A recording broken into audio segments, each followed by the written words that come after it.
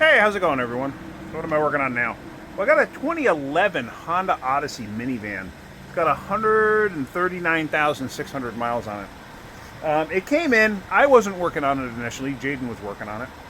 And it came in, and the customer is complaining that sometimes it's charging, sometimes it's not. And the transmission shifts funny. So, in a situation like that, when you have an electrical problem, on anything with an electronic transmission, like this has an electronic transmission, electronically controlled, I should say. It uses shift solenoids and stuff like that.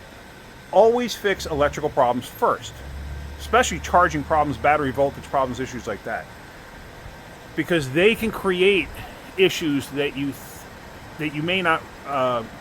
They may create an issue that's not really a problem. It may create an issue while the problem's happening, like the charging system issue that this thing had could have been creating shifting issues. Jaden discovered that the main lug on the alternator had actually become loose. Somebody had replaced the alternator on this at some point, and the main lug became loose. Like they probably never tightened it up fully. So it was making contact sometimes, and other times it wasn't making contact and it wouldn't charge. So basically he took it apart, just cleaned the terminal, put it back together, tightened it up, good to go. It's been charging ever since. He took it for a ride afterwards. Now, he had the battery disconnected. He took it for a ride afterwards, and he said, you know, it does have a funky shift to it. And he knows he's not a transmission guy. So they're like, you know what, we want you to look at this. Okay. So he had already road tested it. I got to take it for a road test. I don't know what it feels like. I never felt it. What's the first thing you do when you're dealing with an issue like this? Well, you check transmission fluid. Now, normally, how do you check transmission fluid? You should read the owner's manual, if it even tells you, or find out the actual proper procedure for doing it. Every vehicle is a little bit different. These are actually quite different. These, you run, you shift them through the gears. Well, it's already been on a road test, so that shouldn't be an issue. And then you shut them off, and you check them with the engine off. It's very odd for an automatic. I think Honda maybe is from what I've seen, Honda may be the only ones that does that. There may be other manufacturers out there that I don't know about, you know, maybe over in Europe or whatever, or Asia. I don't know. But Honda's the only vehicle that I know of that does that with a car here in the United States. At least a mass-produced car. So, it's still running. I hooked my scanner up because I'm going to take it for a road test and see if I can see anything. See what I feel. Anyway, but first thing I'm going to do is check the transmission fluid. So let's go inside this thing. We're going to shut it down. We're going to pop the hood. We're going to check the fluid.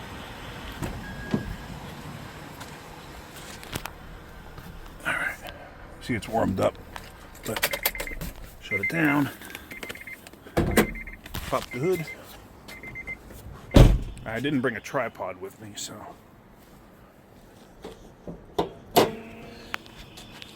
Now, some Hondas, I did look this up, some Hondas are very specific.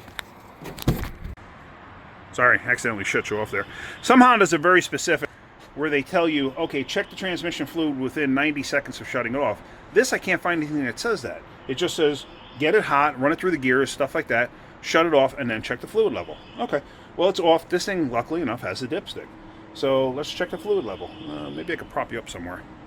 Let's see. Too far away. Will that work? No.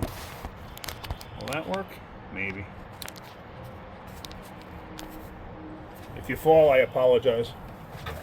But just reaching down here where the oil fill cap is, and just next to it is a transmission dipstick. I'll pull that out.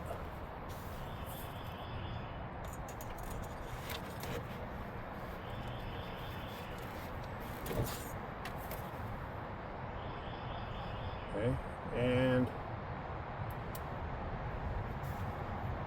it's a little low on the hot side by maybe a half a quart, but I'm not quite sure how hot the transmission actually is, so I'm going to road test it myself.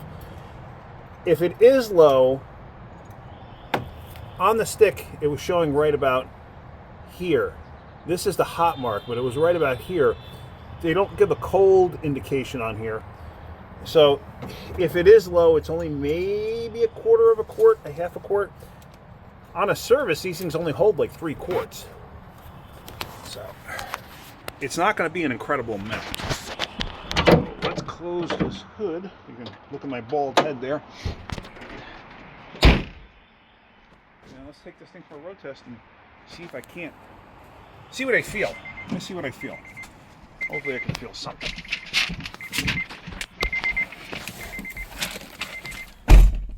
Now, just because the engine's hot doesn't mean the transmission's hot. Sometimes you got to drive them for several miles. I don't know how far Jaden drove it. So, and plus it was sitting here for about an hour, so who knows how much the transmission's cooled down. I always love seeing stuff like this. This is what I think it is.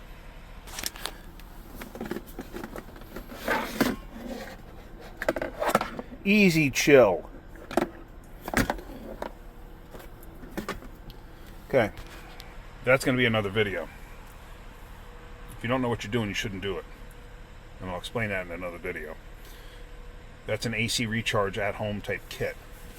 But unless you have a decent basic knowledge of how an AC system works, I don't recommend doing that. But like I said, that'll be another video. Maybe I'll try to do that this weekend. All right, let's go for a road test. I got my scanner hooked up. Let me just enter all the information, but we're going to go on a road test. So the road test actually is going fine. I don't feel any shifting issues whatsoever. It's possible, if you remember, with other vehicles I've showed you, you wind up with a check engine light or a misfire or something like that, and then the tranny controller puts the transmission into like full pressure mode, full adapt, whatever they want to call it, and maybe it was still in that mode, maybe it was slowly coming out of it and Jaden felt that, I don't know. But for my road test, and I took it for a pretty good road test, the whole time it's been absolutely fine. It's shifting perfectly. And I've tried light acceleration, hard acceleration, hard decel, light decel, just different things to see if anything changed, and everything's been perfectly fine. So I think the adapts had basically set themselves to like max line pressure and stuff like that because of the charging issue, and usually it'll do that as a default to help prevent the transmission from burning up. So I think that happened, and it takes a few drive cycles sometimes to make them come back down to where it should be. So it starts relearning. So maybe that's just it. Maybe he didn't drive it far enough. He didn't drive it far enough probably because he felt the issue. And he's like, I don't want to hurt anything. So he came back. So I'm heading back to the shop right now. Ooh, low fuel. I love when people drop cars off with drivability issues and then they leave low fuel. It's like, what do you think? So, hard acceleration. I mean, it wasn't full throttle, but it was, probably 7/10 of a throttle. It feels fine. I don't know, you probably heard that. So I'm coming up on the last turn I gotta make, and then I'll be going to the shop, so it's one more acceleration round. But it shifts absolutely perfect as far as I'm concerned. I don't really feel anything that I would be worried about. Only thing I'm going to do is I'm going to recheck the transmission fluid level. So, okay.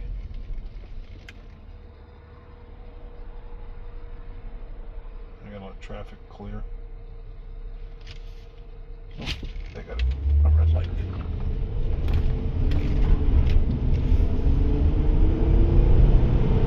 Second, third, fourth, fifth, sixth. Feels absolutely fine.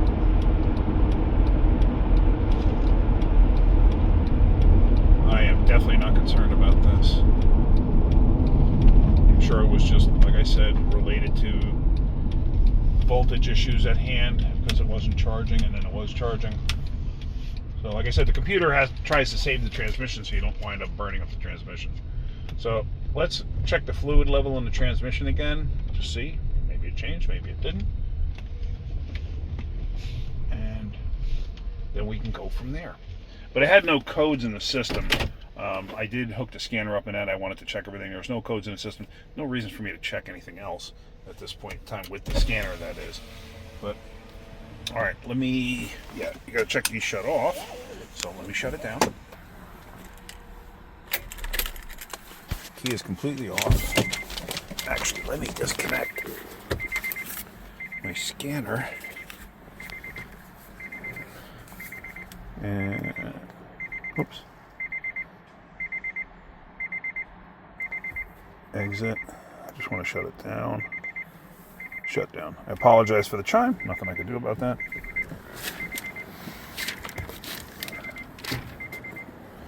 All right.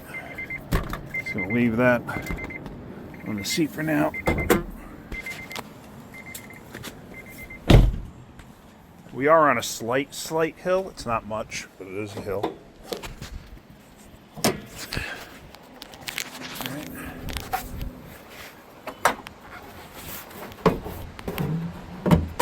Hood prop. Nice thing is they give you this spot here and that spot there. At least in that spot you can have the hood wide open. Alright, let's see.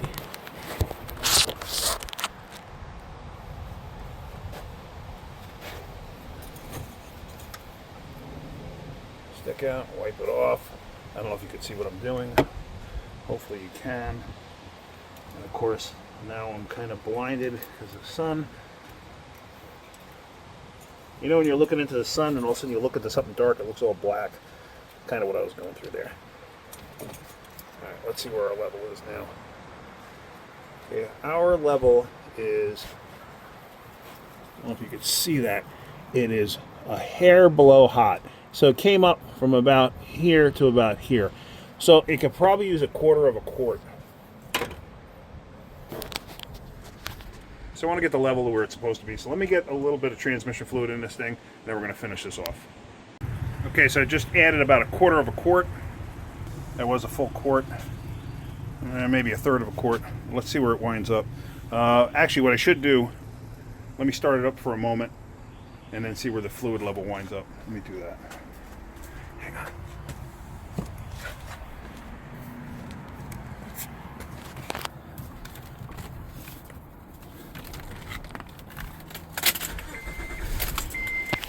Now there shouldn't be any real reason to cycle it through the gears, because all the gears already have, like, all the areas where fluid is going to pass through is already passed through, because I just drove it.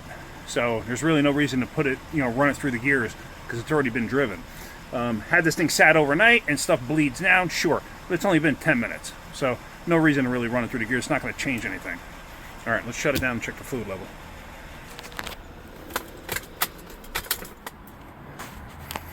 And like I said, the reason I'm adding fluid to it, yes, it's a touch low, but it's not the reason for the it's not the reason for the shifting concern you had before. That concern is resolved. So I'm not concerned with the shifting concern any longer. Let's get it where it's supposed to go. I can't even see it, so no point in me trying to show you.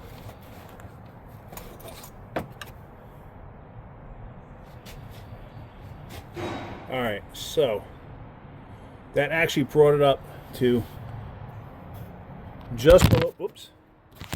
Yeah, see this, the way the sun's coming in now.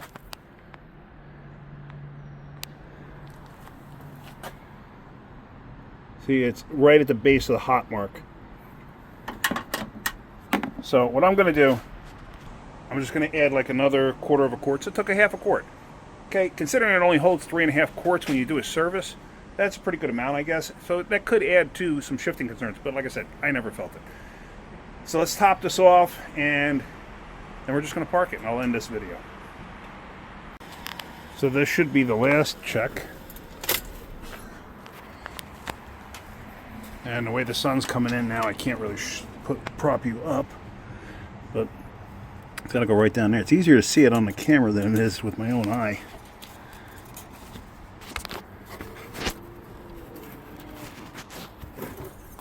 Whoops. And yeah, it's kind of like, yeah, it's right just above the H is where it's actually showing up. So I'm good with that. It's perfectly fine. Because you got to remember something too. Hot also includes middle of summer when it's 100 degrees out. Right now it's, I think, like 70, 71 degrees out. It's not really hot. Transmission is as hot as it's going to be for right now. So I'm good with that. So, all right, we're going to park it. I'm confident it's fine. So I'm sure the customer's going to be happy about that. It was not a drastic repair like they probably anticipated. They probably anticipated it needing an alternator and a transmission, or just transmission, or who the heck knows. But I'm sure they were probably prepared for something drastic. Turns out it was just a loose connection. In fact, let's see. There's nothing you can really see down here. And oh, that was the reason he said he was sure that somebody had already been in here, because this harness, I know it's hard to see, this harness is kind of tugged over like that. But what are you going to do? All right. Jaden had said because of the position of the notch on the alternator too, you can't stretch the harness over enough to actually catch a bolt. He said that was all missing in there before, so he pointed that out. So it is what it is. It's not something we did, but now everything's working fine. So that's it. Customer can pick it up. You know, it's not going to hurt anything that harness is not bolted down. You know, it just makes it easier on assembly when they put these things together. So, all right. I think that's going to end it. All right, well, hopefully you're getting something out of my videos. If you are, hit that like button. If you could, please subscribe. All right, guys, have a great day. Keep wrenching. Almost forgot. Now, you may be asking yourself, well, if you had to add a half a quart of transmission fluid, you must have a leak. Well, Jay had it up in the air, and he actually took the lower shield out because he thought he was going to have to change the alternator. And he said he's very good at looking things over, and he said there were no leaks. I did ask him, but he said there were no leaks. So, did somebody service this at some point and not put the correct amount of fluid in it? I don't know. Anything's possible. But he said there was no leaks. So, and I trust what Jaden tells me. He's very good, and he's very thorough. So, all right, that's about it. I'm going to probably run out of gas here in a second. Like I said, hopefully you're getting something out of my videos. If you are, hit that like button. If you could, please subscribe. All right, guys, have a great day. Keep wrenching.